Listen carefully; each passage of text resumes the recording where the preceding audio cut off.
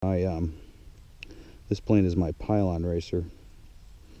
I painted it poorly, I would say. Ran out of paint for this color. And the bottom I made blue. This way I can see the difference when it's turning. I can tell what way I'm going. We race these with a bunch of guys out here on Saturdays sometimes.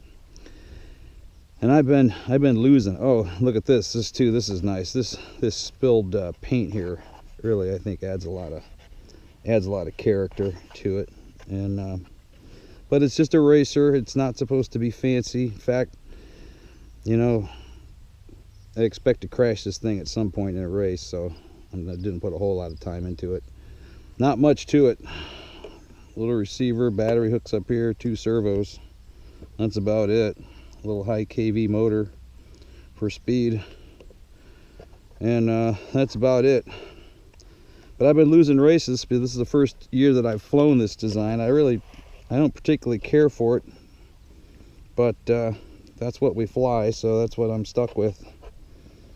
So anyway, let's fire this thing up. We'll go 10 laps. 10 laps and it's done. That's puts the battery right back down at its storage voltage. So let's see if we got power here. Okay, this uses what they call flaperons. It's got not flaperons, elevons. It's got elevator, and because it's only all it's got is those 2 control surfaces right there that you see me moving, so they have to double as both elevator and aileron. You can do that with these new high-tech receivers and transmitters. Set it up for that. We launched this way with an underhand toss, so let's toss it up here and go 10 laps and see what we can do with this. Full throttle all the time.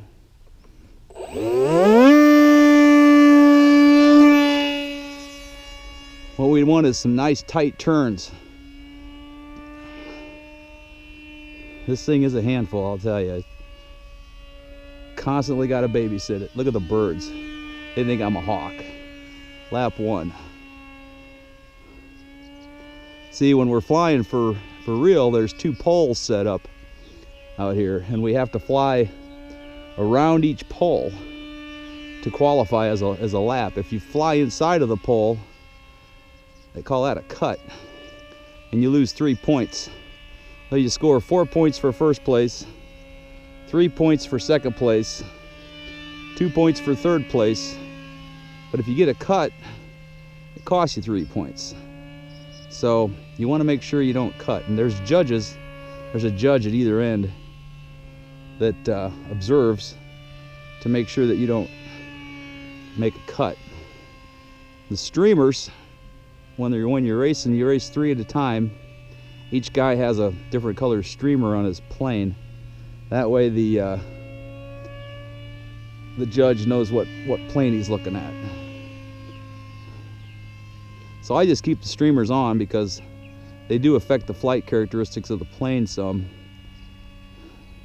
Now that might have been 6 or 7 laps. I lost count, but now these aren't fast. The old pylon racers we used to fly were nitro powered, 15 size nitro engines, considerably faster than this, much smoother, much easier to fly, but they were expensive. And if you crashed one of those, you either had, you were out, you might be out some money. And they took a long time to rebuild because they were balsa fuselage with a foam wing.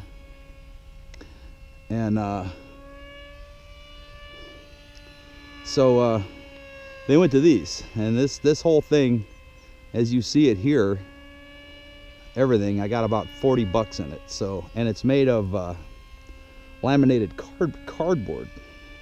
So they're pretty sturdy. They can take a beating if you crash them, and if you do break one, they're easy to fix just with some Elmer's glue.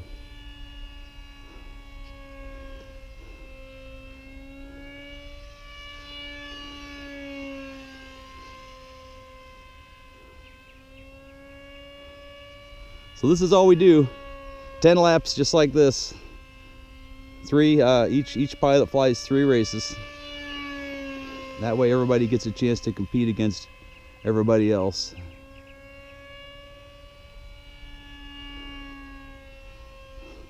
So I'm sure that's been 10, so let's set it up for a landing. This thing flies like a space shuttle when you take the power off. Very low lift. So when you kill it, it comes in hard. It dives. See how quick it's coming down? As soon as I chop the power, it's there. So there. That's how we do the pylon racing.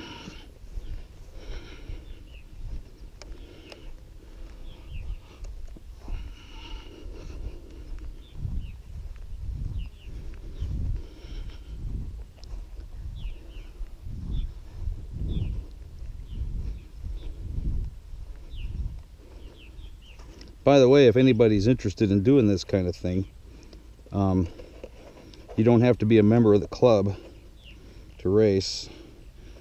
You pay a $5 fee every time you race as a non-member, and the only thing that you're required to have is your Academy of Model Aeronautics insurance current. That's $75 a year. It protects the field, protects the club from liability, being as it's an AMA sanctioned club. I always check the voltage when I'm done with these. Generally I can get it right down to about 11.4 volts, and that's when yeah, that's good. I think I went a little long, so it's about 11.2. 3-cell lithium pack. These you don't want to store them completely discharged. 12.6 is a full charge, 9 is discharged, and they recommend you store them at around 11.4. So I just fly them down to that voltage, call it good. That way I don't have to put them on my charger and discharge or charge them back up. So that's about it for the racer. I'm gonna do a couple more flights on that and then probably get out the nitro plane.